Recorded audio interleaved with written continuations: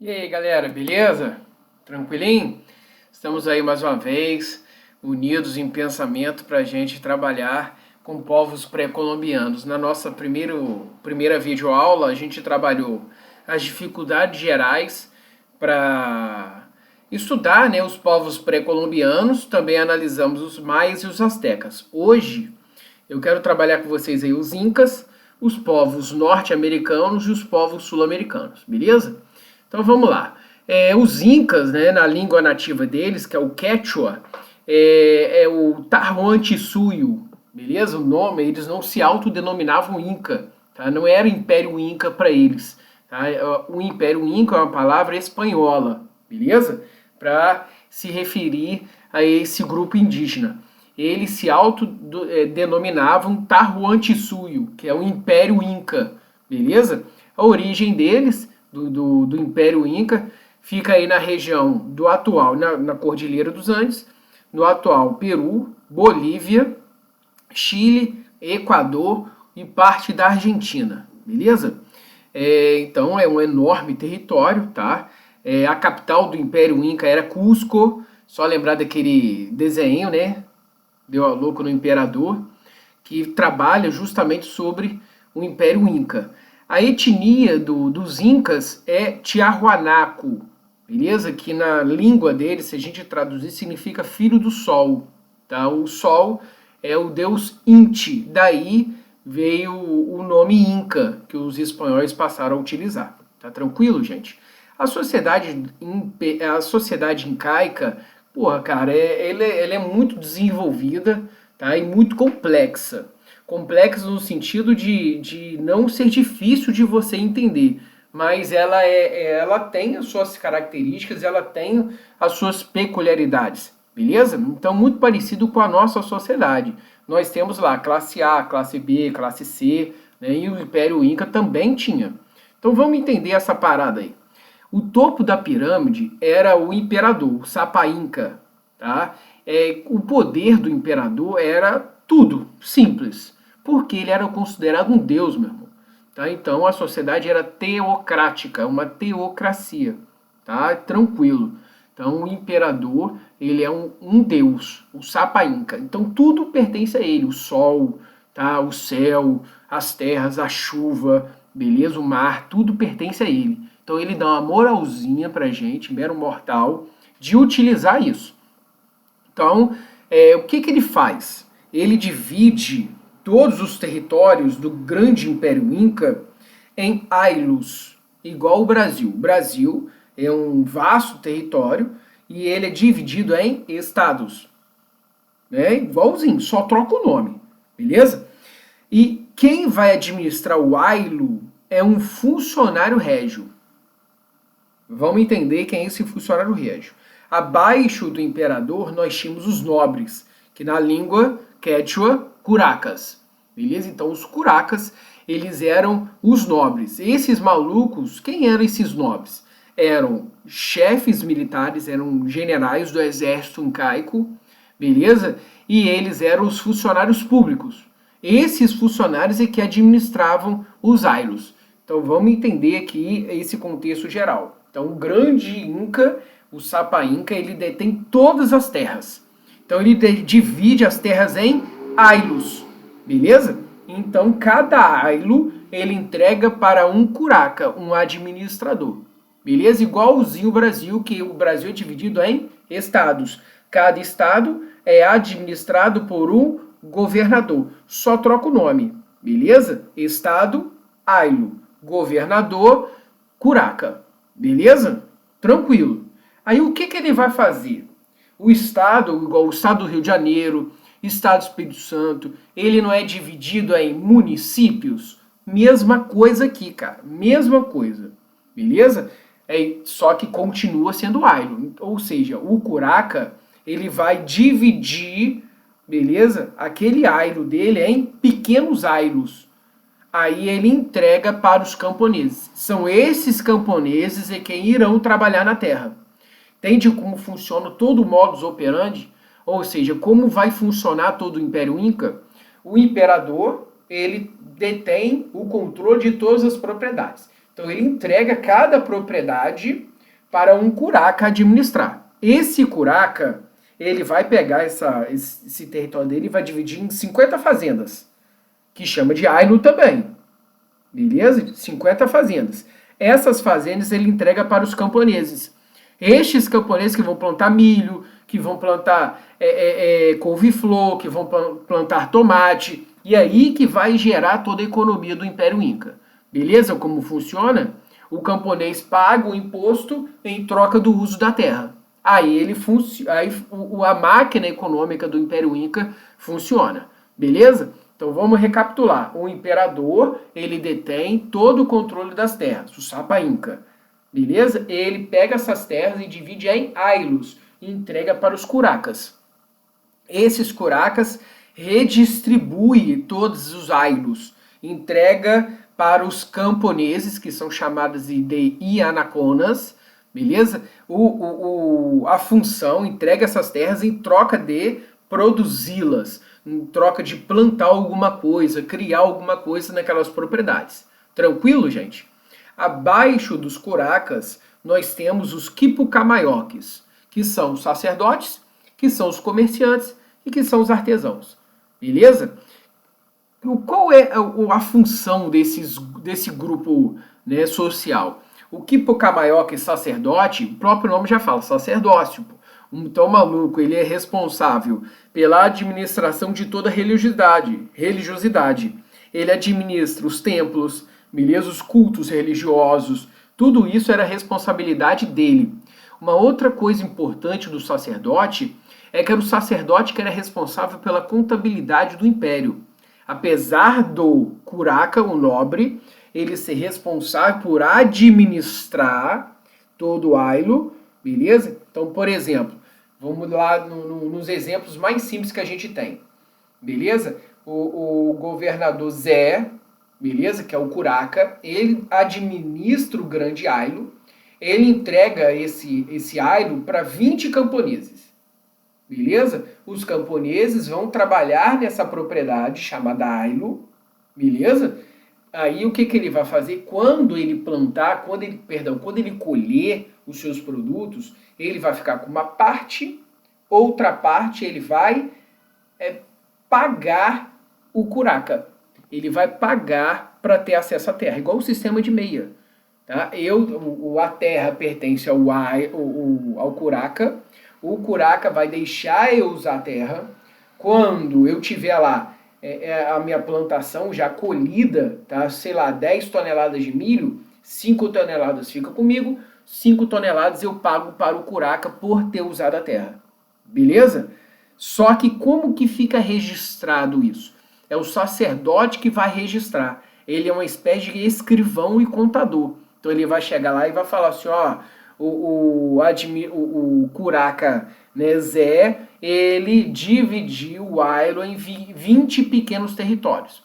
Estes territórios ele entregou para fulano, para o camponês fulano, para o camponês ciclano, para o camponês beltrano de tal. Quando chega a época de pagar imposto, tá lá, o sacerdote que vai fazer. O camponês fulano de tal pagou tantas toneladas de milho, o camponês fulano de tal que vai pagar tantas toneladas de feijão, o camponês fulano de tal vai pagar tantas toneladas de tomate, beleza? Então, é o sacerdote, né, que é o quipucamaioque, que vai fazer a contabilidade dessa parada, beleza? Então, enquanto, pra gente entender a nossa realidade, o curaca seria o governador, beleza? O quipucamaioque seria o Tribunal de Contas, que ele vai ter a responsabilidade de fazer todo esse controle administrativo, tá?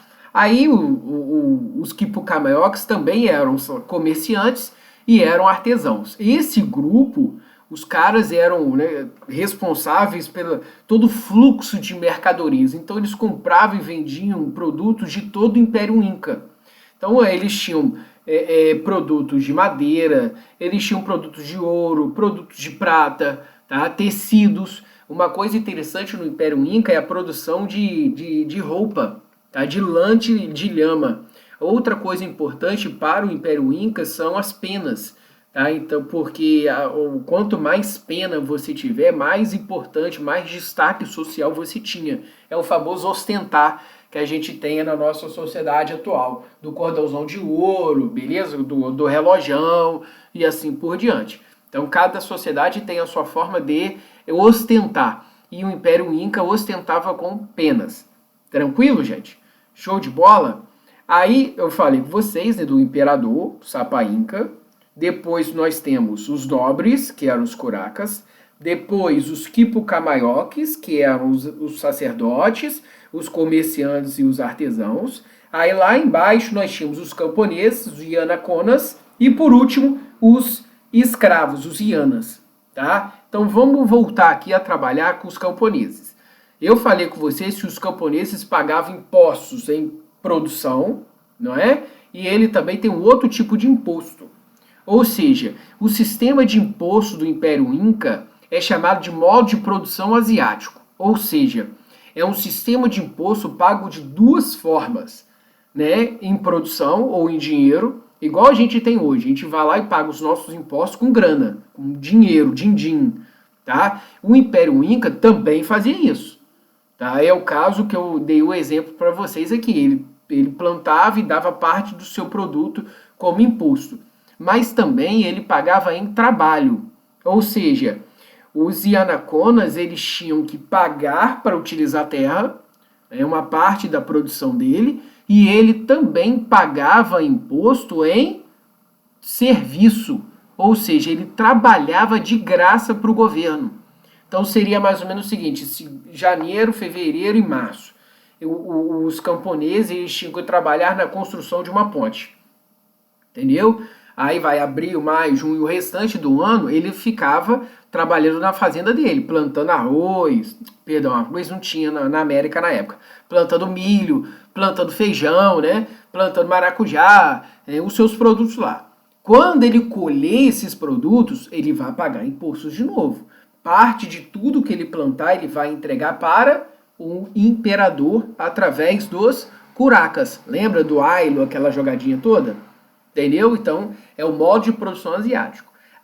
Igualzinho o Império Azteca. Igualzinho. A diferença aqui é que o trabalho, né, que o camponês fazia de graça para o governo é chamado de mita. Beleza? Os incas chamavam de mita, ou seja, o mita era um imposto em que os camponeses trabalhavam de graça para o imperador. Tá? No Império Azteca não tinha nome, tá? Era imposto. Aqui é chamado de mita, beleza? Aí vem a base da pirâmide, são os escravos. Na verdade, não existe o nome original é Ianas. Beleza? Em Quechua era o Iana. Não existe na língua portuguesa uma palavra que faz, né, jus aos Ianas. Então nós, historiadores, pegamos uma palavra parecida, que são escravos. Os incas não escravizavam, beleza? Não tinha escravo no Império Inca. Era o Iana. O Iana é parecido com o escravo, beleza? O que é o Iana? São pessoas que não têm acesso à terra. Ou seja, já meti outra informação para vocês. Se você tem acesso ao Ailo, quanto mais Ailo você tiver, mais importante na sociedade você é. Ou seja, não é dinheiro que deixa você ter um status social alto. É acesso à terra. Quanto mais terra você tiver, mais importante você é na sociedade inca. Se você não tem acesso a terra alguma, você é um Iana. Beleza? Tranquilo? Então, o Iana é uma pessoa que não tem acesso à terra. Ele não é escravo. Beleza? Tranquilo nisso? Então, como que esse cara vai sobreviver? Eu comentei com vocês do modo de produção asiático. Todo mundo tinha que pagar esse imposto. Imposto em espécie, em grana, e imposto em serviço. Beleza? Então, o camponês, o que ele fazia? Janeiro, fevereiro e março, ele tinha que trabalhar para o governo. O que ele fazia? Contratava um Iana para trabalhar no lugar dele para o governo. Então ele chega lá e fala, eu não vou trabalhar, quem vai trabalhar no meu lugar é o Manel. Beleza? Então o Manel vai trabalhar janeiro, fevereiro e março, eu vou pagar o salário do Manel. Tranquilo? Aí chegou março, terminou o contrato, né, o último mês, aí o Manel é contratado por um outro camponês, abril, maio, junho. entendeu? Aí outro camponês vai, julho, agosto, setembro, entendeu? Então, era assim que os ianas funcionavam, beleza? Tranquilo? Então, já falei que a sociedade é bastante complexa, é baseado no acesso à terra, beleza? E é uma sociedade teocrática, ou seja, eles acreditavam que o chefe do governo, né, o imperador, era um deus. Tranquilo, gente? Show de bola. A economia, né? Então, já que a gente está falando de imposto, essas coisas horríveis, né? Vamos continuar. Como que eu falei com vocês que o sacerdote ele era o responsável por controlar todo o fluxo de imposto. Então, quem pagava imposto, quem está devendo imposto, né? Quem não pagou, quem pagou, quanto pagou, a quem pagou, entendeu? Tudo, quem fazia isso era o sacerdote. Como que ele fazia isso? Ele fazia isso com o quipo, esse negocinho aí, ó. Tá aqui, ó. Essa paradinha aqui, ó. Que tá aqui, ó. É isso aqui. Isso é o quipo, que é uma corda em que tinham várias outras cordas trançadas. Então ficava uma corda aqui, várias outras cordas aqui embaixo, e essas cordas possuíam vários nós. Cada nó desse representa uma casa decimal, centena, dezena, unidade, beleza? O problema é, conforme eu falei com vocês na primeira videoaula em relação aos povos pré-colombianos, os incas, né, foram destruídos pelos espanhóis e a gente não tem hoje registro de como funciona o quipo. A gente só sabe que era um registro contábil, só que a gente não sabe como funciona. Simples. Por quê? Porque quem era responsável pelo uso do quipo eram os sacerdotes, que foi um dos primeiros alvos de massacre dos espanhóis, em que os espanhóis destruíram os sacerdotes, destruíram os professores para impor a cultura espanhola e a religião espanhola. Então vamos destruir os professores para quebrar, né, uma transmissão de conhecimento, e vamos quebrar os sacerdotes para quebrar a transmissão de conhecimento. Um conhecimento científico, outro conhecimento religioso. Então, nesse sentido, o quipo, a gente não sabe como ler o quipo. A gente sabe que a função do quipo era a administração contábil, só que a gente não sabe como funciona, beleza? Outra coisa em relação ao plano econômico do Império Inca é que eles tinham uma agricultura diversificada, plantavam feijão, batata, milho, beleza? E eles utilizavam guano como fertilizante, então, igual a gente usa, né? Fertilizante de galinha, por exemplo, né? Fezes de galinha como fertilizante, eles também utilizavam fezes, só que essas fezes eram de morcegos, guano, beleza? Outra coisa que eles faziam é o sistema de terraços, conforme nessa imagem aí, ó. Eles iam e escavavam a encosta da montanha para fazer plantações ali, a fim, né, de garantir a sobrevivência da planta e a sobrevivência do terreno, evitar a erosão, né, evitar a desertificação do solo, beleza? Então aí, em certo sentido, ele consegue ser mais avançado do que em certos fazendeiros do século XXI, tá? Outra coisa importante está na arquitetura deles, em que os incas eles criaram um sistema de fluxo de água. Eles colhiam água da chuva, beleza? E guardavam em cisternas, e essas cisternas alimentavam as cidades. Até hoje, se você for para Machu Picchu, por exemplo, como uma cidade inca, você ainda pode utilizar os bebedouros criados pelos incas, que funcionam até hoje, devido ao grande avanço na engenharia deles. Outra coisa do Império Inca são as lhamas, tá? São animais domésticos. Eles domesticaram lhama, alpaca, vicunha, e desses animais eles tiravam tudo. Era o leite, beleza? Carne, a lã, tá? Que eles utilizavam para produção de tecido. Então seria uma mistura de vaca, cavalo com ovelha da nossa cultura. A ovelha a gente pega a lã, o cavalo a gente usa para transporte e a vaca, né, leite e alimentação. Então a lhama para os incas seriam esses três animais para a nossa cultura, tá? Continuando a questão da economia do Império Inca, Um outro produto que era muito valorizado entre eles é a folha de coca. Até hoje, né, vários povos ali da região, como o Peru, a Bolívia, ainda utilizam a folha de coca como um remédio, tá, pelo mal-estar da altitude. Então a galera aí, galera do jogo de futebol, quando vai, né, sair daqui, vai para lá, os turistas também, tá, e tem o costume de mascar folha de coca para evitar o mal de altitude, beleza? E isso daí é feito desde a época do Império Inca. Outra coisa são os objetos, né, ornamentais deles. Vários materiais de ouro, vários materiais de prata, as cerâmicas deles também eram bastante trabalhados e bastante prestigiados em todo o Império Inca, tá? Em relação à religiosidade, os incas eles eram politeístas, ou seja, eles acreditavam em vários deuses. Nós coloquei para vocês aí alguns exemplos. Tá? Nós temos a Pachamama, que é a Mãe Terra, tá? O Viracocha, que é o Senhor da Criação, tá? A Mamacocha, que é a deusa do mar, beleza? Aqui, ó, essa imagem aqui nós temos é de Pachamama, beleza? E que é a Mãe Terra. Além disso, os incas, eles também tinham o costume de adorar os ancestrais.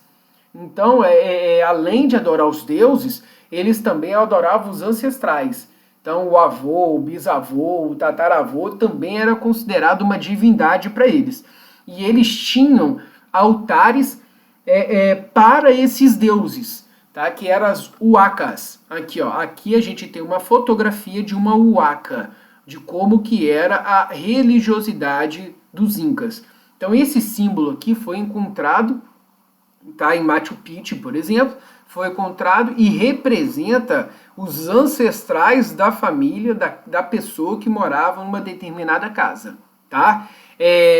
Em honra aos antepassados e aos deuses, os incas eles faziam sacrifícios de animais e também faziam sacrifícios humanos. Só que o sacrifício humano não era, tá, tão frequente como o sacrifício humano do Império Azteca, mas eles faziam sacrifícios humanos sim, tá? Principalmente em tempos desesperadores. Como que era essa jogada? O Império Inca, ele trabalhava da seguinte situação. O Império Inca, por exemplo, em dias corriqueiros, ia lá e sacrificava animais de honra aos deuses, mas pintou uma seca.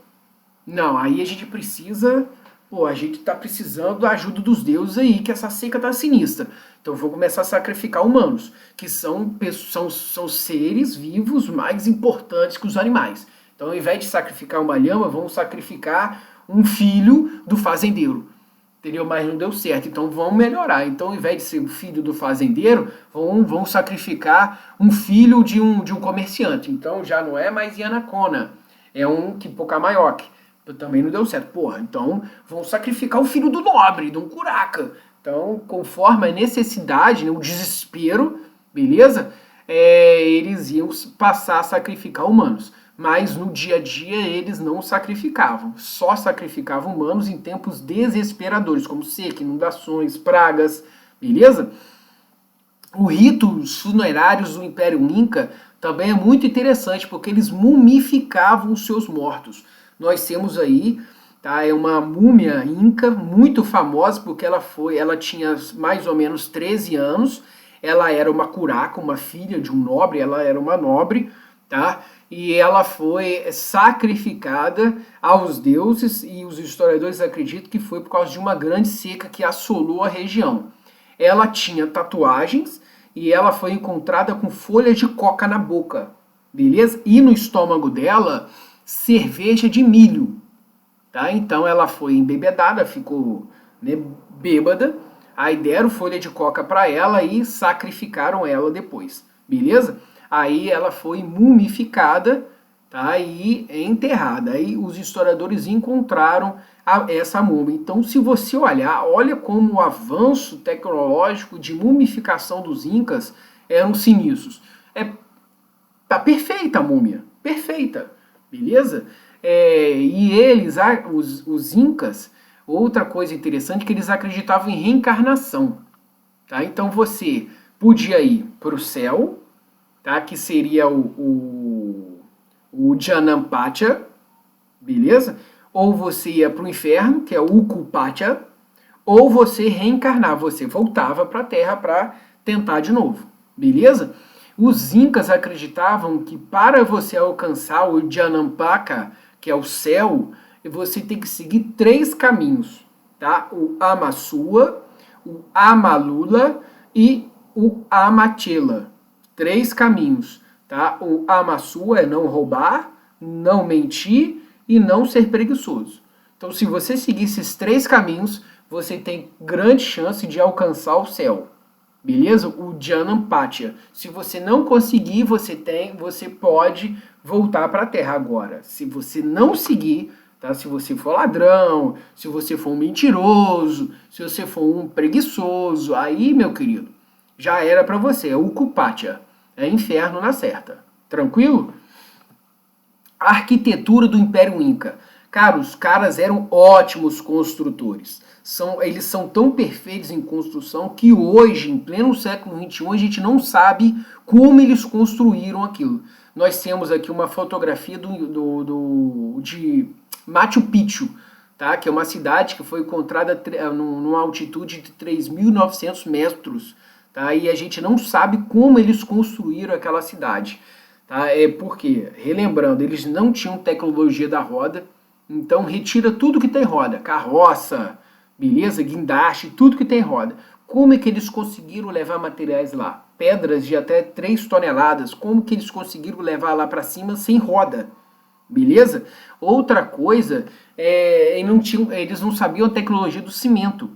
Então, o encaixe das construções seriam mais ou menos como se fosse Lego.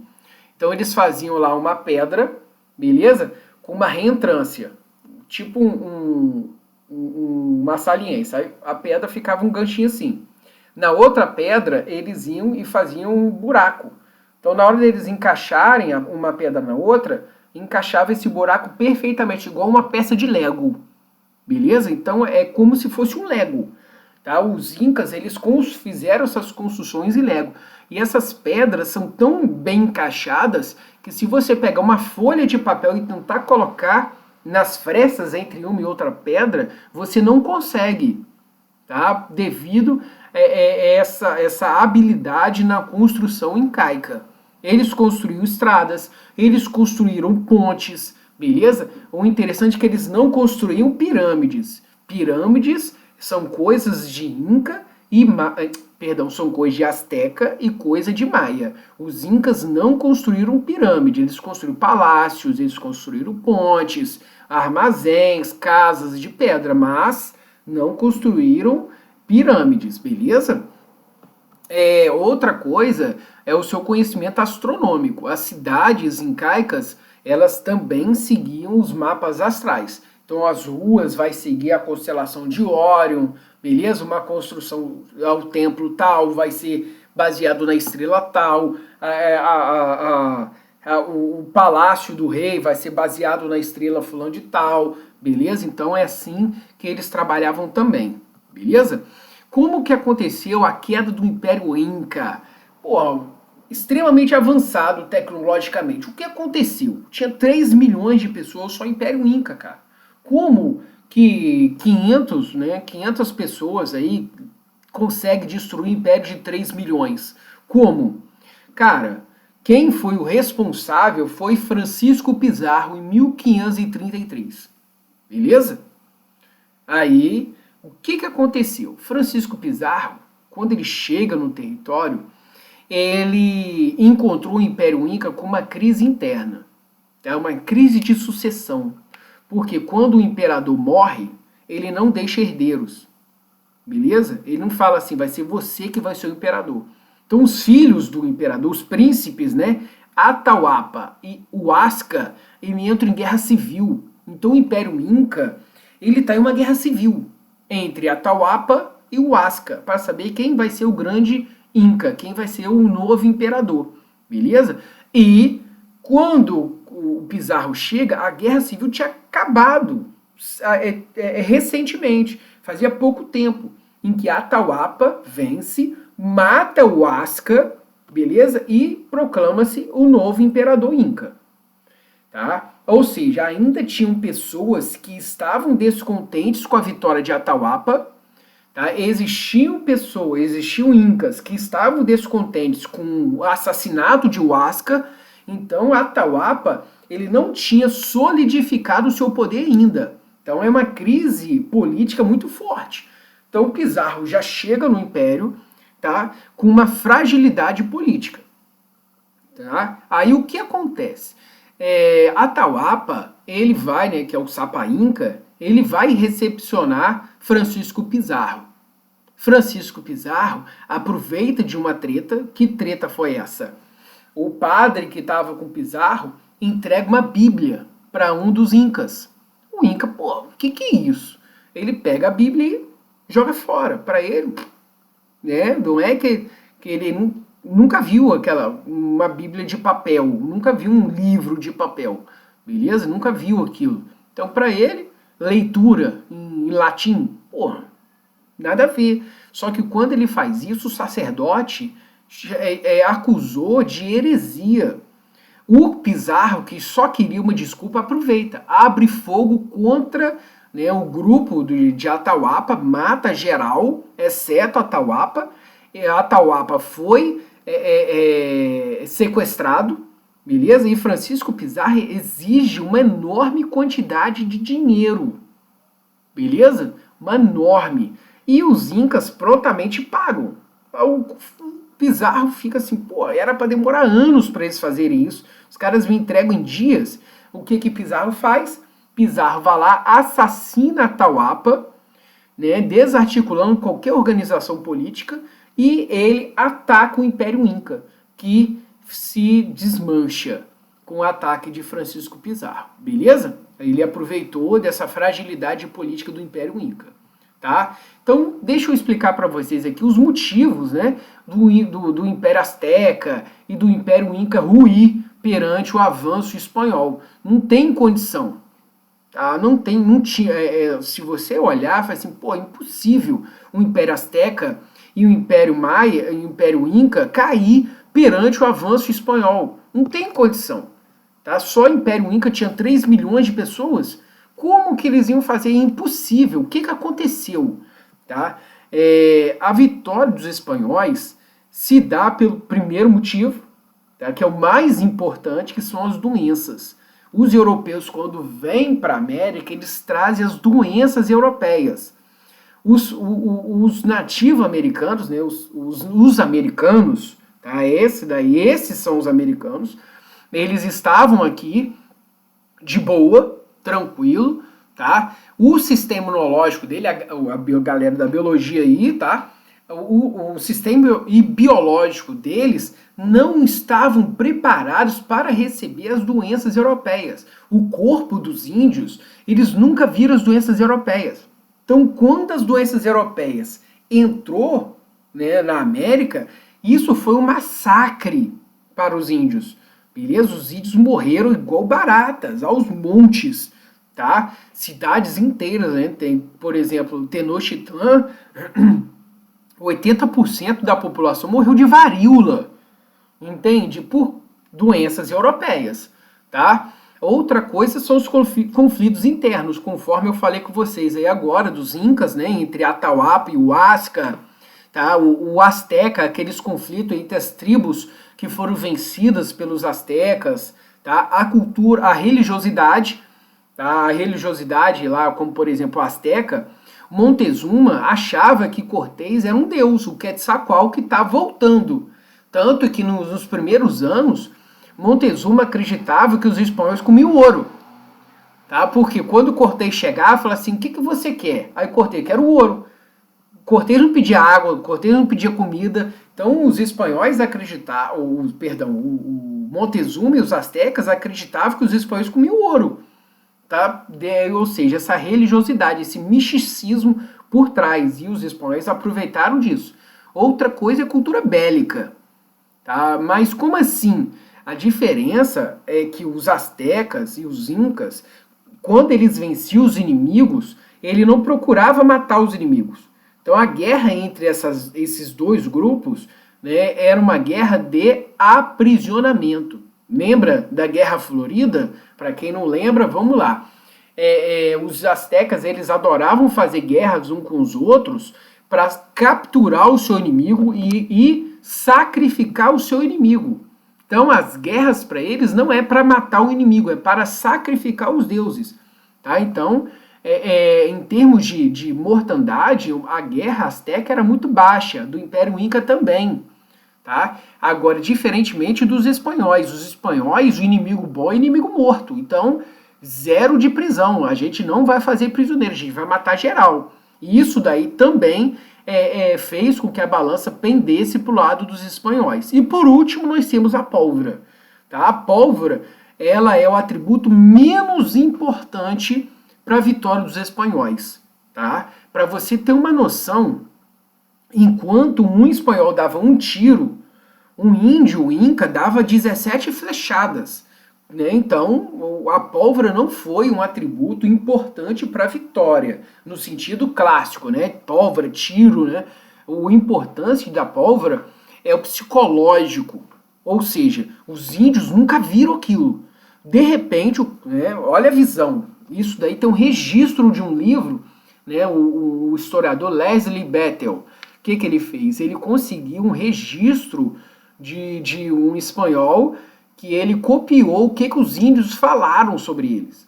Então os índios falaram o seguinte, chegou um demônio que tem 2 cabeças, beleza? E 6 pernas. E como assim? Isso ele está se referindo ao espanhol. 2 cabeças e 6 pernas porque era um espanhol montado em um cavalo. Eles nunca viram um cavalo, não existia cavalo na América. Tá? Outra coisa, e ele ainda segue o ritmo. Faz se esse demônio possui uma vara que faz um barulho tão alto como trovão, e solta relâmpagos. Ele está falando da arma de fogo. Entende? Então, a arma de fogo não foi assim. Foi um atributo importante para a vitória dos espanhóis, mas não foi por causa do nível de destruição dele, mas foi por causa do ataque psicológico, que os índios ficavam com medo da arma de fogo. Beleza?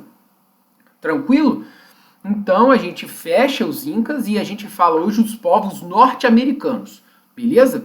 Os povos, conforme o próprio nome já fala, os povos norte-americanos são os povos que viviam na América antes da chegada dos europeus na região norte da América. Beleza?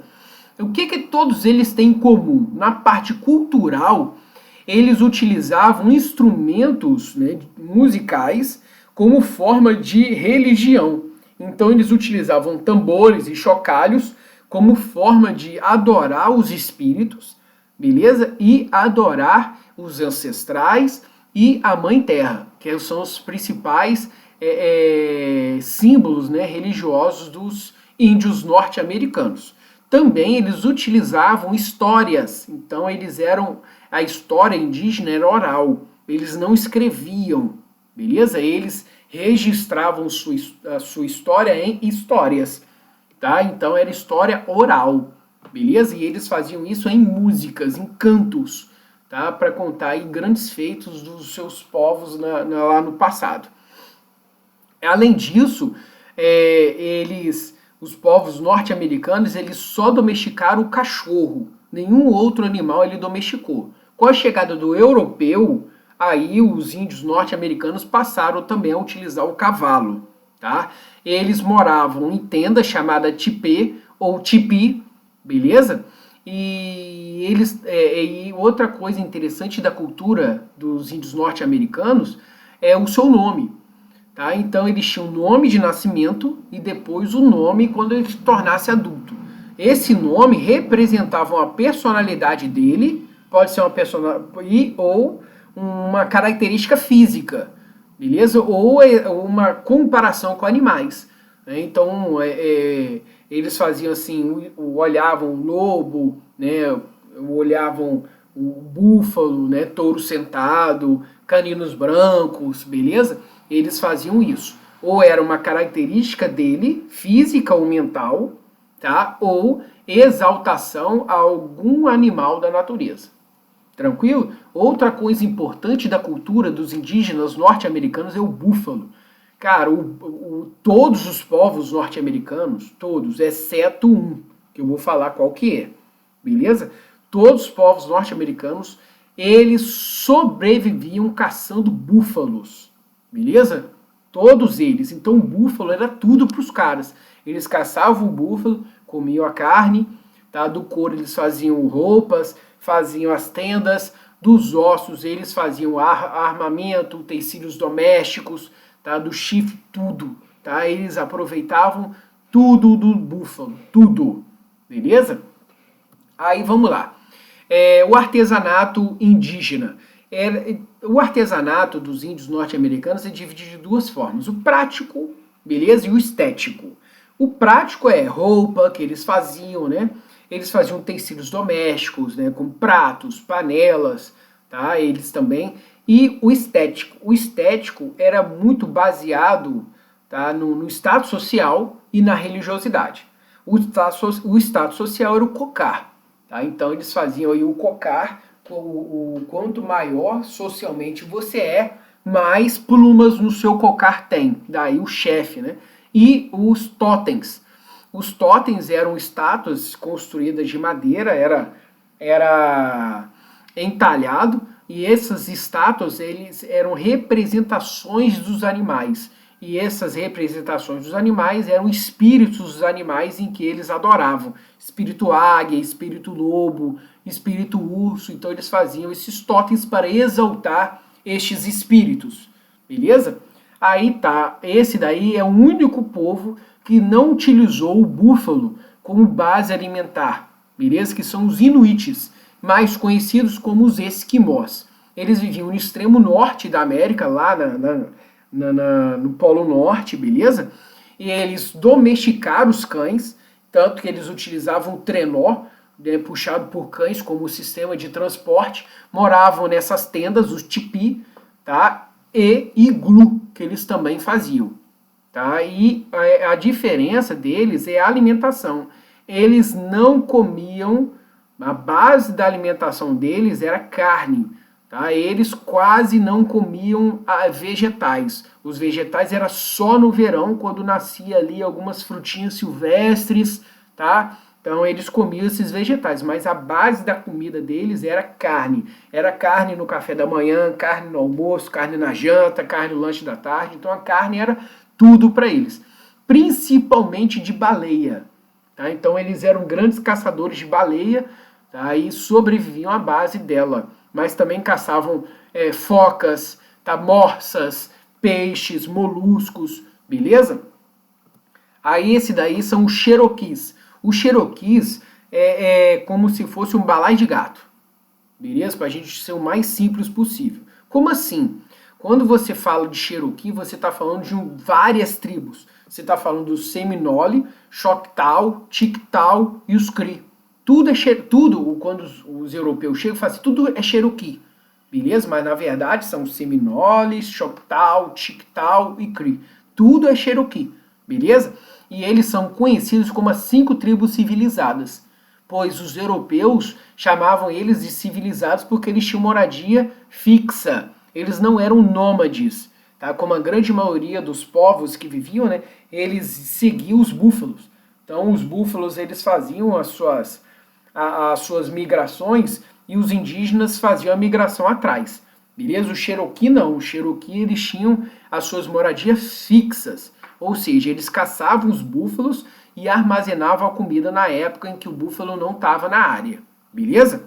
Viviam aí na maior parte do território dos Estados Unidos, tá? E eles também tinham domínio da agricultura. Eles já plantavam milho, abóbora, batata doce e o feijão antes da chegada dos europeus. Outro que a gente tem são os pueblos. Tem esse nome, né? Porque os espanhóis apelidaram. Esses povos indígenas que viviam na região do Arizona, na época, era território dos espanhóis. Tá? O Arizona, aquela área toda ali. Só no século XIX que os Estados Unidos, em guerra com o México, conquista essa região. Beleza? Então, no século XVI, os espanhóis tiveram contato com os pueblos. Tá? Então eles tinham moradia fixa, beleza? Eles tinham já domínio do tijolo. Tá? Então eles já construíam casas de tijolo, tudo isso. eles tinham domínio da agricultura, eles já plantavam milho, abóbora, feijão, semente de girassol, eles domesticaram o peru, tá? Então, eles já tinham aí, eles estavam num processo de crescimento civilizatório já, tá? Então, eles estavam aí na época do período neolítico, iniciando ali a formação de uma primeira civilização, tá? Aí até a chegada dos espanhóis, tá? E os espanhóis começaram a escravizar esses indígenas, os pueblos. Tá? Os pueblos, então, se revoltam contra os espanhóis. Tá? Liderado pelo chefe indígena Popé, tá? Os pueblos entram em uma guerra contra os espanhóis. Claro, né? Foi um massacre. Os espanhóis quase exterminaram os pueblos. Pouquíssimos pueblos sobreviveram. Hoje a gente só tem 60 mil pueblos, um dos menores povos indígenas do norte da América. Tá? Aí os Cheyennes, tá? Eles viviam na região de Montana. Esses aí são os clássicos, né? Que eles viviam da caça do búfalo. Eles eram seminômades. Por que seminômades? Que eles seguiam os búfalos, beleza? Então eles estavam, por exemplo, sei lá, no Rio de Janeiro. Então no Rio. Aí o búfalo tá no Rio. Quando o búfalo se mudar para Minas Gerais, eles pegam as coisas deles e se mudam para Minas. Aí os búfalos se mudam para o Espírito Santo. Eles pegam as coisinhas deles e se mudam para o Espírito Santo. Beleza? Então eles eram seminômades por causa disso, porque eles se mudavam com o búfalo. Mas eles eram seminômades. Eles não eram nômades. Por quê? Tá, o búfalo tá aqui. Então o que a gente vai fazer? A gente vai construir nossas casas aqui. Então a gente vai ficar aqui. Aí eles vão construir casas, beleza? Eles vão plantar, beleza? Milho, batata doce, tranquilo? Então eles faziam isso, tá? Esse grupo aí, eles colam com os Sioux contra os Estados Unidos. Vamos aproveitar então, vamos entender essa parada. Os Sioux, também conhecidos como Dakota, tanto que nos Estados Unidos a gente tem Dakota do Norte, Dakota do Sul, né? Mas o nome original são os Sioux, tá? Eles dominaram toda a região central dos Estados Unidos ali. Depois das Rochosas, eles dominavam todas aquelas regiões. Eles eram um dos povos mais agressivos contra os americanos, contra os brancos, porque eles diziam que os brancos estão invadindo o seu território, tá? Então eles partiram para cima. Uma outra coisa interessante dos Sioux é que eles gostavam de se exaltar como grandes guerreiros. Então eles, quando chega para ele e fala assim, Sioux, tem um lugar ali que a gente vai ter uma guerra. O cara, então, é isso que eu quero ir, porque eu quero demonstrar que eu sou sinistro na guerra. Tá? Então eles, tudo era desculpa para demonstrar que eles eram grandes guerreiros. Tanto que eles tinham uma parada, um ritual, que eles se penduravam, cara. Eles pegavam ganchos, colocavam no corpo e ficavam pendurados com gancho nas costas, beleza, no peito. Eles pegavam, né, estacas e furavam o corpo para mostrar que eles aguentavam dor, aquela coisa toda. Os caras ficavam 5, 6 horas pendurados, porque não, tem que ser sinistro na guerra, tá? Então esse grupo, eles batem junto com o Cheyenne, beleza? Eles se juntam para lutar contra os Estados Unidos. O que aconteceu? No século XIX, nós vimos aí a chegada dos europeus, século XVI. Aí os espanhóis vão lá e atacam os astecas, escravizam os astecas, né, os incas, beleza? Vários povos ali na região da América Central, beleza? Aí os pueblos, ali em cima ali. Aí a Inglaterra. A Inglaterra começa a sua colonização, beleza? As 13 colônias. Aí o que aconteceu? As 13 colônias, ela passa a ter até com esse grupo aqui, ó. Cadê? Não, é com esse aqui, com os Navajo, desculpa. O que aconteceu? Os ingleses e os franceses, eles tiveram contato com os Navajo. Tá? Esses Navajos, eles fizeram grandes acordos comerciais com os europeus, com os ingleses, né? Com os franceses e assim por diante. Hein? E eles ficavam lá. Quando chega no século XIX, os Estados Unidos começam a sua expansão para o oeste. Beleza? Então ele começa a invadir o território dos indígenas. Ele invade o território dos Sioux, desses caras aí. E o território dos Cheyennes. Eles não gostam. o que eles fazem? Vão bater de frente com os Estados Unidos. Então, liderado por esse cara aí, o Touro Sentado, tá? O Cheyenne e os Sioux resistem aos Estados Unidos. Na Batalha de Big Horn, tá? O Touro Sentado vence o General Custer na Batalha da 7ª Cavalaria.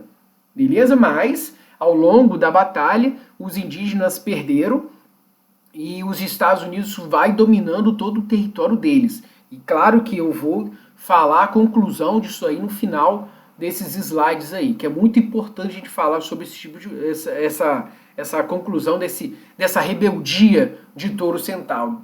Até porque ele não é o único. A gente vai falar de outras revoltas indígenas aí. Tá? Aí nós temos, falando da revolta, a gente tem os Apaches, que eles também viviam na região sul dos Estados Unidos, entre o México e os Estados Unidos. Tá? Os espanhóis, quando trouxeram um cavalo para a América, eles foram os primeiros indígenas a domesticar o cavalo, a pegar o cavalo para ele. Tá? Aquele filme Spirit, por exemplo, tem lá um Apache, beleza? E eles também estão em conflito com os brancos, com os europeus, esses descendentes europeus. Tanto que em 1830, 1840, junto com nós temos o Touro Sentado lá, aqui nós temos Jerônimo, também lutando contra os indígenas, lutando contra os Estados Unidos. Só que aqui ele é destruído, né, em 1886. Jerônimo foi preso e se rendeu, tá? Nós temos os Navajos, aquele grupo que eu falei com vocês, né, que se aliou aos europeus no século XVI, viviam na região hoje do atual Novo México, tá? E eles tinham moradia fixa, eles eram sedentários, tá? E eles tinham uma escrita e tinham pinturas ritualísticas, tá? E essas pinturas datam de 10 mil anos antes de Cristo.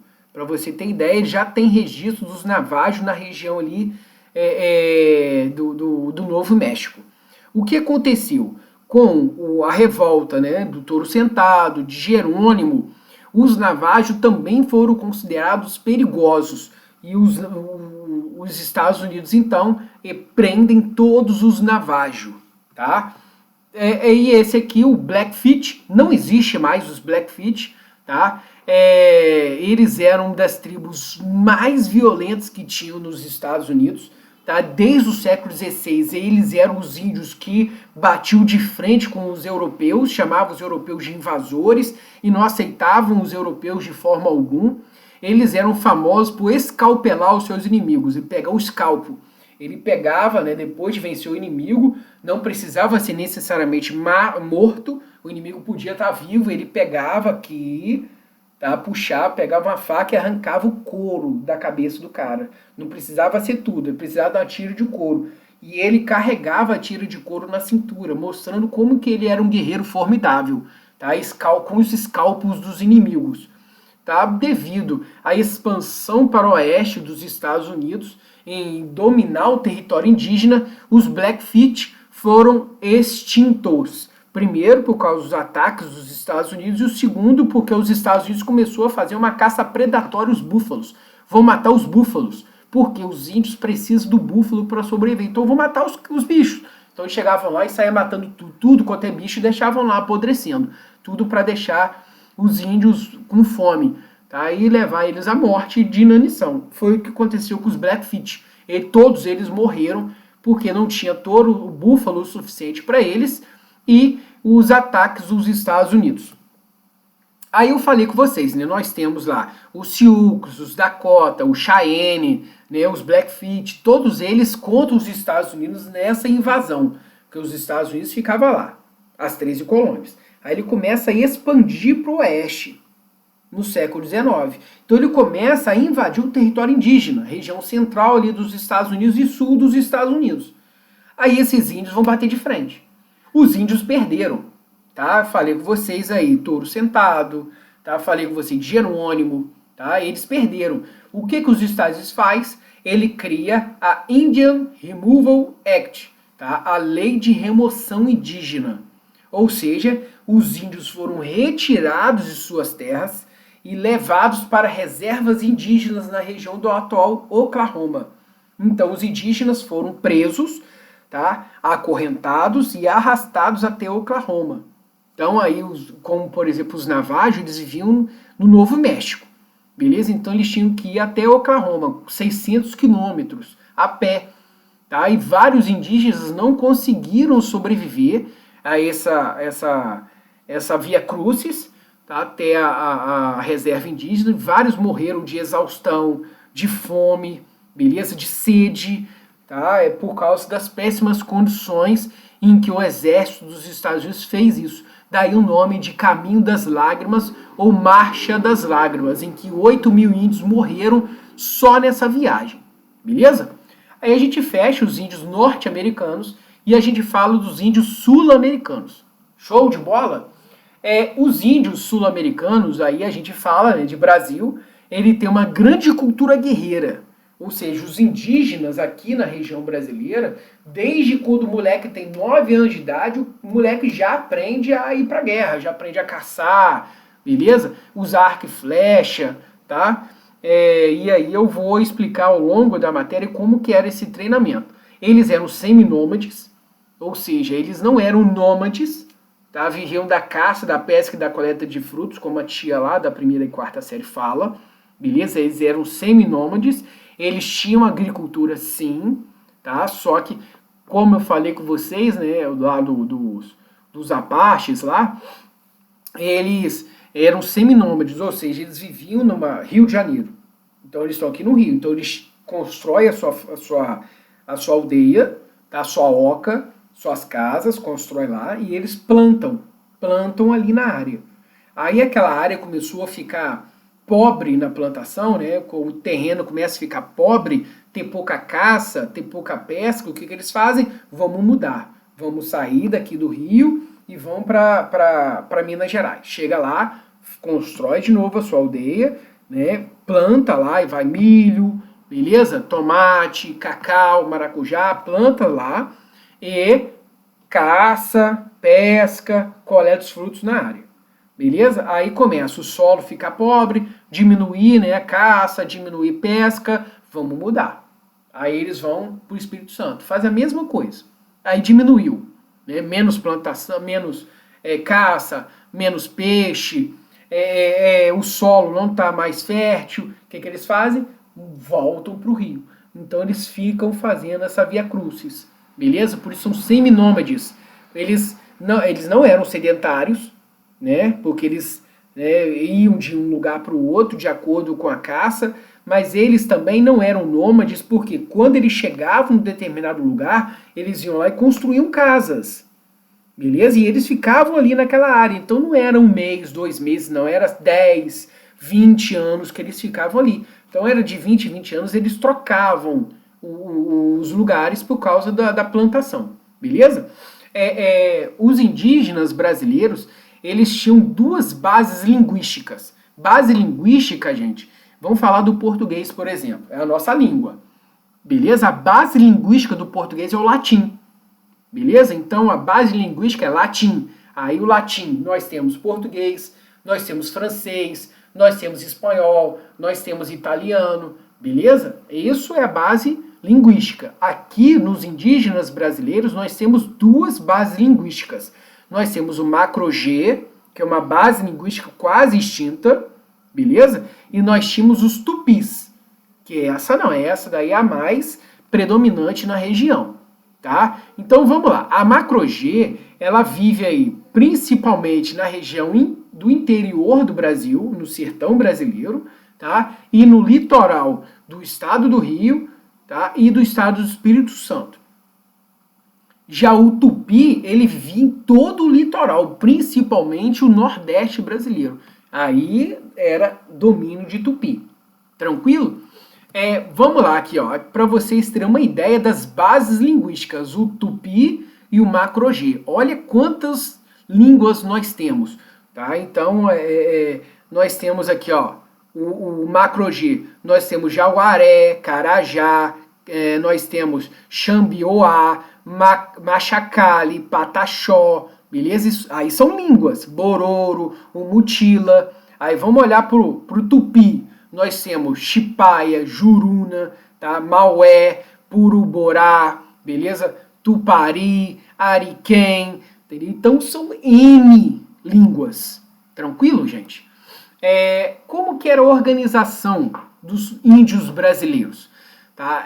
A base da organização era o pajé. O pajé era o cara, beleza? O pajé, ele era o chefe religioso, então ele era responsável por organizar toda a religiosidade que a gente vai trabalhar, como que era essa religiosidade. Então ele era responsável por liderar a tribo, era ele que era responsável por liderar a tribo. Ele era o médico, tá? Porque ele que sabia das plantas, então ele sabia qual era o remédio, tá? Ele cuidava da religiosidade, então ele fazia tudo. Ele era o cara, tá? Porra, professor, mas eu ouvi falar do tal do cacique. Cacique não existia na América. Isso não existia. Isso é coisa dos astecas e dos incas. Beleza? Que quando os espanhóis chegam, né, olha aquele nobre, o curaca, como a gente viu no Inca, né, quem é você? Eu sou curaca. Aí oi? Aí vamos traduzir. O curaca para o espanhol, os espanhóis chamaram o cara de cacicazgo. Aí daí pegou cacique. Tranquilo? O cacicazgo é um chefe indígena. Aí aqui no Brasil a gente absorveu essa ideia. Tranquilo? Então, vamos entender aqui. Originalmente, o índio é o Morubixaba. O que é o Morubixaba? Tá, iniciou uma guerra. Tá, uma tribo contra outra tribo. O pajé, o que o pajé faz? Ele convoca o Morubixaba. O que é o Morubixaba? Os guerreiros indígenas, eles vão votar para saber quem vai ser o líder, o chefe agora. Então é um guerreiro que é escolhido para liderar a tribo em tempo de guerra. Pode ser voto ou pode ser... ou o próprio pajé vai escolher, vai ser ele. Ou a galera mesmo vai votar para saber quem vai ser esse chefe indígena. Tranquilo, gente? Vamos continuar na parada. A religiosidade indígena. Cara, aí é maneiro. A religiosidade dos índios é muito maneira, cara. Por quê? Olha só. Eles eram politeístas, tá? Então eles acreditavam em vários deuses, né? Nós temos, por exemplo, Tupã, né? Nós temos Mani, nós temos vários deuses. Também eles acreditavam em espíritos do mal. Como assim? Existem os espíritos da natureza, existem os deuses, tá? Tupã, Mani, existe o espírito árvore, espírito onça, e existem os espíritos do mal. Como, por exemplo, vamos dar aí a Iara. A Iara, nós temos da nossa cultura, né, no folclore brasileiro. O que é a Iara? É uma mulher que parte de cima é mulher, parte de baixo é peixe, é uma sereia, só que ela vive nos rios e ela encanta os homens, leva para o fundo dos rios e mata afogado. Beleza? É um espírito. Nós temos o Saci, tudo indígena. Tá? O Saci é um espírito que ele vive no redemoinho, beleza? E ele caça as pessoas à noite. Se você for uma pessoa ruim, ele te chicoteia à noite. Tá? Além disso, o Saci, ele gosta de pregar peças. Nós temos o Curupira, né? Nós temos o Caboclinho d'Água, nós temos vários espíritos em que isso é tudo da cultura indígena. Tá? Então eles acreditam em espíritos do mal, espíritos malignos. Outra coisa também, eles acreditam nos antepassados. Então eles acreditam que o seu avô, o seu bisavô, o seu tataravô pode te ajudar. Tá? Então também acredito. E o interessante são os ritos fúnebres deles. Os indígenas, eles são muito enjoados, né, na hora de enterrar o seu morto. Porque eles acreditam que se você não enterrar o cara direito, o cara volta para assombrar. Então os caras são muito enjoados nisso, os indígenas, por causa dessa cultura deles. Eles acreditam que você eu morri. Beleza? Se a minha filha não me enterrar direito, eu volto para puxar o pé dela. Os índios acreditam nisso piamente, tá? Então eles têm essa forma, né, esse todo cuidado de enterrar os seus mortos. E como que é o enterro deles? Geralmente, eles pegam um corpo, beleza? Enrolam em esteiras, beleza? E colocam em alagadiços. Não pode enterrar na terra, em alagadiços, tá? Deixa lá. Depois de 2, 3 anos, eles tiram o corpo do cara, beleza? E colocam em vaso de cerâmica. Aí o que eles fazem? Colocam na água de novo. Se você não fizer isso, eles acreditam que o espírito volta para te atentar. Beleza? Em relação à arquitetura, os indígenas, eles eles constroem as ocas, as famosas ocas, que são essas casas aí. Podem morar até 300 pessoas dentro dela. Olha como era enorme uma aldeia indígena. Então tem aí relatos de aldeia indígena de 7, 8 ocas. Cada oca 300 pessoas, faz as contas. É muita gente. Outra coisa interessante é que os indígenas não têm a visão de casamento que nós temos. Beleza? A visão de casamento que o Brasil tem veio da Europa. Essa visão de casamento é uma visão de propriedade, em que a mulher é propriedade do homem. Beleza? O indígena não existe isso. Não existe essa visão de casamento. Tá? Então, pode ser poligâmico ou pode ser monogâmico. Ou seja, simples. Tá? Eu estou casado com a minha esposa. Então, eu sou propriedade dela e ela é minha propriedade. Tanto que a gente tem aliança. Somos um propriedade do outro. Se nós fôssemos indígenas, como que ia funcionar? Nós seríamos, igual os jovens, né? A gente fica hoje. A gente vai ficando. A gente vai ficando. Se a gente não tiver afim mais, a gente simplesmente vai para outro. Ah, professor, mas no casamento também é assim que funciona. Não necessariamente. Porque o casamento é um divórcio, tem a divisão dos bens, beleza? Os indígenas não têm isso. Cada um tem o seu. Tranquilo? Então, enquanto a gente está junto, beleza. Cada um vai para o seu canto, acabou. Então é outra coisa também, eles não têm visão de propriedade, é tudo nosso. Tanto que até as crianças, quem é a mãe, quem é o pai? Todo mundo. E isso é uma outra coisa interessante. Igual, por exemplo, a minha filha. Eu, pai, né, minha esposa, mãe. Acabou. Acabou. A minha sogra é vó, mas ele é vó. Se fosse na cultura indígena, a minha sogra também seria mãe. Então ela tem tanta responsabilidade para educar quanto eu, quanto a minha esposa. Entendeu? A minha irmã é tia. Mas se fosse na cultura indígena, ela ia também ser mãe. Então, a minha filha ia ser criada por todos na aldeia indígena. Todos. Beleza? Então, todos são pais e todos são mães. Tá? Não existe o pai ou a mãe. Existe os pais e existe as mães.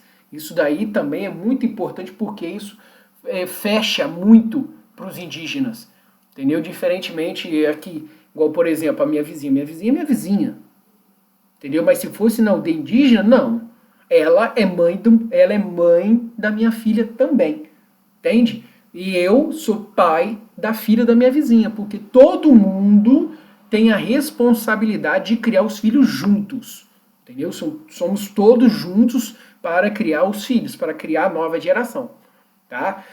Outra coisa são as pinturas corporais. Para os indígenas, as pinturas corporais é muito importante. Representa a sua função dentro da tribo. Entendeu? Então a pintura indígena representa a sua identidade.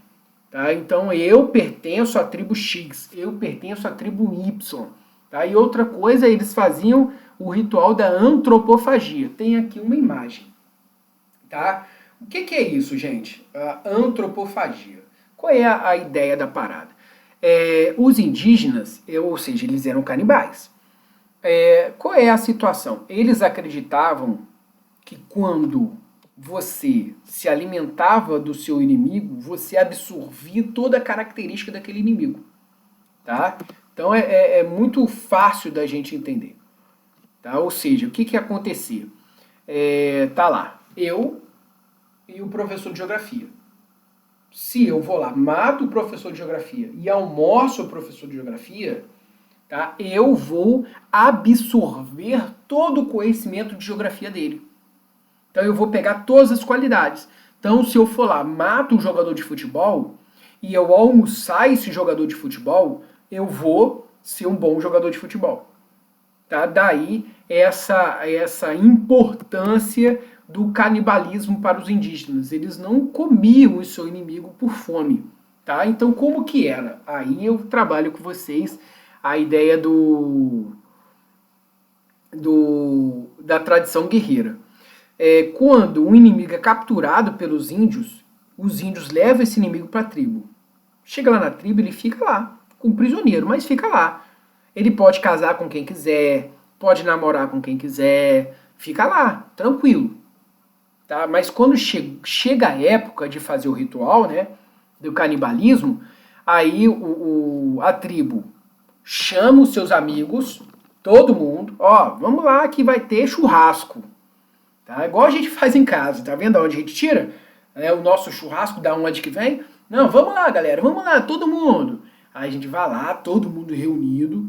Aí o mestre Cuca, né, o mestre de ritual, vai lá e fala: nós vamos nos vingar de você ter matado os nossos antepassados. Aí o cara que vai ser morto, o cara fala assim: os meus descendentes vão se vingar da minha morte. Aí quando faz isso, o chefe o mestre de ritual pega um pedaço de pau, beleza?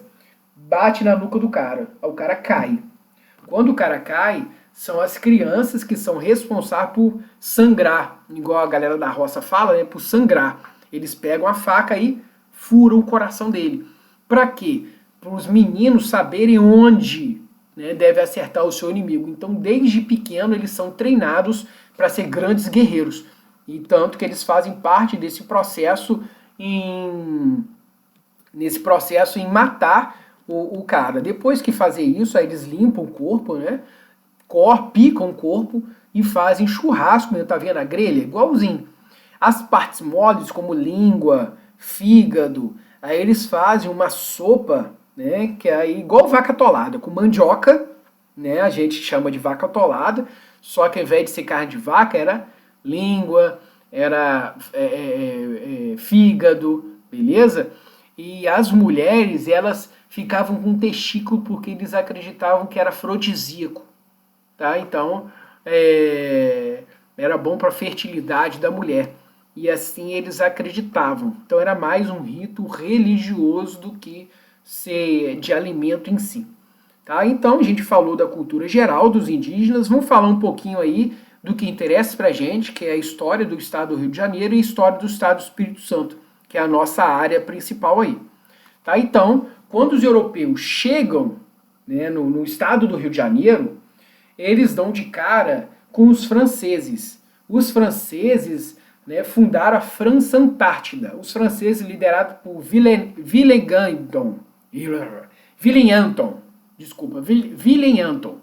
tá? Ele é o responsável por fundar a França Antártida, que é uma colônia francesa lá aqui no Brasil. Beleza? O Villeneuve colam com os tamoios. Beleza? Que é um grupo macro-G, que os portugueses chamam de tapuias. Tranquilo? Show de bola? Aí, os tamoios eram inimigos dos temiminós, que ficavam do outro lado da Baía do Guanabara. Então, já vou adiantar o nome. Os franceses fundaram a França Antártida, que hoje fica o Rio de Janeiro, de um lado da Baía do Guanabara. Beleza? Junto com os tamoios. Do outro lado, que seria Niterói, moram os temiminós.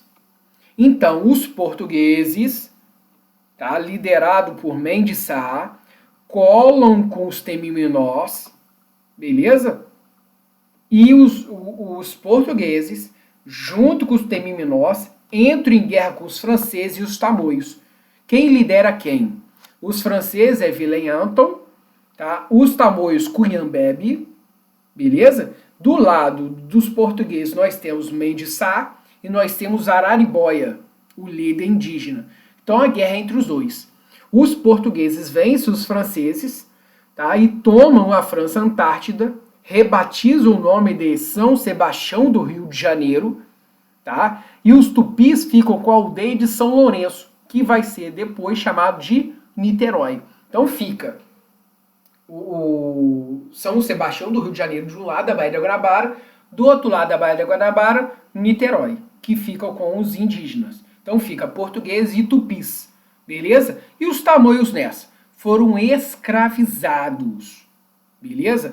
Poucos só que sobreviveram fugiram para o norte do estado do Rio de Janeiro, região ali de Campos, beleza? Ali na região de São Pedro Aldeia, aquela área ali, tranquilo? Aí tá, em 1575 vem a Guerra do Cabo Frio, ou Guerra de Cabo Frio, tá? Ou a Guerra dos Tamoios. O que foi a Guerra dos Tamoios? Aqueles indígenas, né, que ficaram do lado dos franceses, que fugiram para a região ali, eles continuam a lutar contra os Temiminós em Niterói e lutar contra os portugueses, fazer grandes resistências a eles. Então, os portugueses, liderados pelo governador Salema, tá, e os Temiminós, vão fazer um novo ataque aos tapuias, beleza? Aos tamoios. Tá? Essa guerra também é chamada de Guerra dos Tamoios. Tranquilo? Então, os tamoios, eles desapareceram, eles foram extintos na região do estado do Rio de Janeiro. Tá? 10 mil mortos e 40 mil escravizados. Beleza? Aí Araribóia fica com Niterói, né? Conforme a gente já viu. A região de Macaé fica com o filho de Araribóia. E lá uma praia famosa no estado de São Paulo, Peruíbe, fica com o sobrinho de Araribóia. O interessante disso é que os indígenas, né, eles não são assim os inocentes. Ai, que os portugueses vieram para cá enganar os índios. Não, os índios, tinha índio que colou, virou grande amigo dos portugueses. E cresceram com isso e ficaram ricos com isso. Beleza? Araribóia aí, olha só, ficou podre de rico, morreu riquíssimo. Beleza? E aí vamos continuar no estado do Rio. Só que agora a gente olha para o norte fluminense, que é o que interessa. Tá? Enquanto lá tem essa briga lá entre o Mendiçá e Vilém Anton, na região norte fluminense, nós temos a fundação da capitania de São Tomé, o Pero de Góes da Silveira, em que ele constrói a Vila da Rainha, que fica na margem direita do rio Itabapoana. Beleza? Mas é lá no litoral. Tranquilo? Lá no litoral. Ele funda. O problema é que o norte do estado do Rio e a região sul do estado do Espírito Santo, que era a capitania, né, de São Tomé, aquela região é domínio dos Goitacazes. Daí o nome de Campos dos Goitacazes. Beleza? Cara, olha o nome. Goitacazes é uma palavra que veio do Tupi-Guarani, que significa Ueatacá, significa diabólico, invencível, canibais. Imagina como os caras eram sinistros. Beleza? Pero de Góes faz um acordo com os indígenas. Eu não mexo contigo, você não mexe comigo. Os Ueatacá, tá tranquilo. Fica do lado de lá do rio Itabapoana e nós ficamos do lado de cá do rio Itabapoana. Tá tranquilo. Tranquilo. O que Pero de Góes faz? Em 1530, ele vai lá e trai os Goitacazes. Ele pega o chefe, o pajé dos Goitacazes, prende ele e entrega para os inimigos dos Goitacazes. O inimigo dos Goitacazes vão lá e come o sujeito. Os Goitacazes, guerra, meu irmão.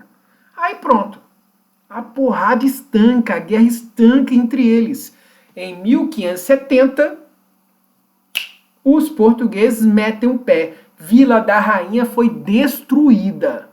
Beleza? Tranquilo? E aquela região ali, século XVI, século XVII, só no século XVIII que os portugueses conseguem entrar na região ali, né, fundando Campos dos Goitacazes. Beleza? Então, agora a gente dá um pulinho para a capitania do Espírito Santo. A capitania do Espírito Santo tem a forte, né, influência do padre jesuíta José de Anchieta, que ele funda a aldeia de Heritiba. A aldeia de Heritiba é uma enorme, né, seria uma grande fazenda que domina Anchieta, Piúma, Guarapari e Presidente Kennedy. Olha como o território era grande. Então não era vilazinha. Tá? Porque o padre Anchieta ele funda, né, aldeias jesuíticas, beleza? Missões jesuíticas. Ele funda uma em Anchieta, ele funda uma em Piúma, beleza? Ele funda uma em Guarapari, tá? Que tem como função isso aí de catequizar os indígenas, beleza? Então isso tudo é chamado de aldeia de Heritiba. Tranquilo, gente? Aí tá, isso daí na região sul. Vamos mais para a região central do Espírito Santo. Lá, o donatário Vasco Fernandes Coutinho funda a Vila do Espírito Santo, em 1535, fundando Vila Velha. Beleza? Só que os indígenas, né, os puris, eles batem em cima, beleza? E o Vasco Fernandes Coutinho, ele fugiu. A fazenda dele foi destruída, a plantação queimada, o engenho dele foi destruído, aquela coisa toda. Então, o que ele faz? Ele abandona a Vila do Espírito Santo e funda a nova Vila do Espírito Santo, que é Vitória, em 1540. Beleza? Aí, obviamente, ele vai pedir ajuda. Que ajuda foi essa? Tá? Segura essa informação que ele vai pedir ajuda. Vamos voltar para o estado do Rio. Depois da Guerra dos Tamoios, ou Guerra de Cabo Frio, tá? Os Temiminós ficaram de um lado da Baía da Guanabara, beleza? E os portugueses de outro lado da Baía da Guanabara. Só que os portugueses começaram, não, eu não quero ficar só de um lado da Baía da Guanabara, eu quero mais. Então eles começaram a dominar as ilhas da Baía da Guanabara. Em uma dessas ilhas, né, a Ilha do Governador, lá tinha uma tribo indígena dos Temiminós, que eram amigos, lembra de Araibóia, aquela galera toda. Lá vivia uma tribo que era liderada por Maracajaguaçu. Maracajaguaçu, tá? Traduzindo, o gato grande. Ele era o líder dessa tribo. Tá? Então os portugueses fazem um acordo, os portugueses e os Temiminós fazem um acordo diplomático. Eles pegam um território lá no Espírito Santo e entregam para eles, em troca dessas ilhas dentro da Baía da Guanabara. Então Maracajaguaçu aceita. Os portugueses levam os Temiminós para o norte do Espírito Santo para ajudar o Vasco Fernandes na nova Vila do Espírito Santo. Beleza? Lutar contra os puris, tá? E contra os botocudos, né? Então, para ajudar o Vasco Fernandes. E aí o Maracajaguaçu vai para o norte. Lá, perto do rio Cricaré, que vai ser em São Mateus, os portugueses fundam a Vila Nova de Nossa Senhora da Conceição em 1550. Beleza? Então eles tiram os Temiminós da Baía da Guanabara e levam para lá. Para quê? Para ter Maracajaguaçu aqui, os indígenas do lado de cá, os portugueses, né, o Vasco Fernandes aqui. Beleza? Isso para dar um respiro, né, para dar um alívio para Vasco Fernandes. O Maracajaguaçu consegue dominar e consegue se assentar naquela área. Então ele fica. Beleza? Maracajaguaçu, ele fica tão importante, que ele ganha títulos de nobreza também, meu querido. Tá? Cruz da Ordem de Cristo. Ele se converte ao cristianismo, beleza? Ganha títulos de nobreza, ganha terras, tá? Ele vira um cavaleiro, beleza? Cavaleiro da Ordem de Cristo, tá? Então ele fica muito poderoso na região, tá? E os franceses? Os franceses continuam, tá? Os franceses, eles, apesar de ser expulsos ali da Baía da Guanabara, tá? Pelos portugueses, os franceses continuam fazendo comércio por todo o litoral, tá? Principalmente com os tamoios, tranquilo? Aqueles caras, né, que eram amigos dos franceses. Então, os goitacazes faziam comércio com os franceses, Os tamoios faziam comércio com os franceses, tanto que Cabo Frio tem uma fortaleza lá, tá? A fortaleza, né? A Praia do Forte até. Aquela praia, aquele forte foi construído para expulsar os franceses que estavam vindo para o Brasil para fazer comércio com os indígenas. Então foi construído aquele forte lá. Mas a gente está falando do Espírito Santo. No Espírito Santo, os franceses também faziam comércio. Faziam comércio com os índios ali na região do que é hoje Itapemirim. Daí o nome. Porque os índios chamavam eles de Tapemirim, que significa aliados dos franceses. Tá? Daí o nome, Itapemirim, aliado dos franceses. Tapemirim, aliado dos franceses. Beleza? Também tem uma outra história aí de Itapemirim. Ita significa pedra, que também faz parte da região, tá? Os tapemirins. Os portugueses, o que os portugueses fazem? Pede ajuda a Maracajaguaçu, aquele maluco lá do Rio Cricaré, lá em cima no norte do Espírito Santo, beleza? Com a nova vila de Nossa Senhora. Aí ele pede ajuda. O Maracajaguaçu, o cara, pô, eu não dá pra eu ir, pô. O que ele faz? Ele pede ajuda do primo, tá? O primo o Guará... Não, primo não, perdão, o irmão. O Guaraúçu. Aí o irmão dele, de Maracajaguaçu, Guaraúçu, ele vai lá e é enviado para aquela região em Guarapari, tá? E o Guaraúçu, ele lidera a tribo Guará, que tem esse nome, né? Guará é em homenagem àquela ave, né? Beleza? Então o Guaraúçu e a tribo Guará vai para a região do que é hoje Guarapari para bater de frente com os tamoios que faziam comércio com os franceses, beleza? Aí eles ficam lá até os portugueses dominarem toda aquela região ali no século XVIII e assim por diante. Enfim, galera, terminamos a nossa videoaula de hoje, tá? Eu quero mandar um forte abraço, um beijo, um queijo para todos vocês e se cuidem, tá? Valeu, gente. Fui!